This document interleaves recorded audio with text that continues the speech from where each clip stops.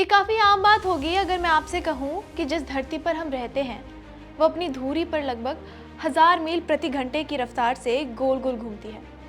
क्योंकि ये सब जानते हैं कि धरती रोज अपने एक्सिस पर सूरज के चक्कर काटती है। अगर मैं आपको ये बताऊं कि अब धरती की रफ्तार रोज कम होती जा रही है तो शायद आप हैरान हो जाएंगे, लेकिन ये सच है। इसका असर हमारे रोजमर्रा की जिंदगी पर सीधा पड़ रहा है। चौंकाने वाली बात यह है कि इन सब कारनामों के पीछे दुनिया का एक ताकतवर देश का हाथ है। ये देश और कोई नहीं बल्कि भारत का पड़ोसी मुल्क चीन है। जी हाँ, चीन में बना दुनिया का सबसे बड़ा थ्री गॉर्जस डैम इतना विशाल है जिसके वजह से धरती जो अपने स्वाभाविक रूप से घूमती है उस पर इस डैम के वजह से काफ़ी असर पड़ रहा है। और इस डैम के बदौलत रोज धरती का रोटेशन धीमा होते जा रहा है।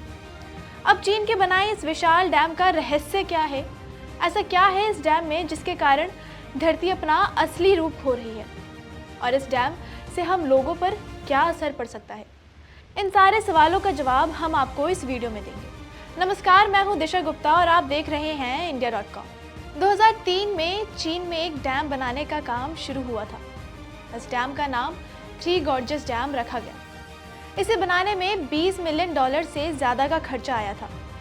2 किलोमीटर से भी लंबा यानी लगभग 7000 फीट के आसपास बना ये डैम यांगत्से रिवर को कवर करता है। ये इतना बड़ा है कि 93.5 टेरावाट आवर की इलेक्ट्रिसिटी को ये डैम हर साल जनरेट करता है। यानी इसमें इतनी क्षमता है कि भारत, अमेरिका, न्यूजीलैंड जैसे 6 और देशों को एक साथ बिजली ये प्रदान कर सकता है। ये इतना बड़ा है कि पूरे चीन की 2% इलेक्ट्रिसिटी कंजम्पशन को ये पूरे साल भर प्रदान कर सकता है। अब चौंकाने वाली बात ये है कि इस डैम की वजह से धरती का रोटेशन रोज स्लो होता जा रहा है। धरती के रोज के रोटेशन से 0.06 माइक्रोसेकंड से ये कम हो गया है। अब अगर आप ये सोच रहे हैं कि कुछ सेकंड से क्या ही असर पड़ सकता है, तो मैं आपको बता दूं कि रोज इस घटते सेकंड से दिन लंबे होते जाएंगे। जी हाँ, ऐसा भी हो सकता है कि आने वाले कई सालों बाद आपको रात देखने को नसीब ना हो, क्योंकि धरती जिस रफ्तार से सूरज के चक्कर काटती है उसमें वो आधा समय सूरज की तरफ और आधा समय चांद की तरफ होती है, जिसके वजह से दिन रात का संतुलन बना रहता है। और इस भव्यशील डैम के निर्माण के बाद धरती पर इसका गंभीर प्रभाव पड़ सकता है। अब ऐसा मुमकिन कैसे है? तो आइए आपको थोड़ा विज्ञान की तरफ लेकर चलते हैं। मोमेंट ऑफ इनर्शिया, इसके बारे में आप सब ने अपने किताबों में ज़रूर पढ़ा होगा।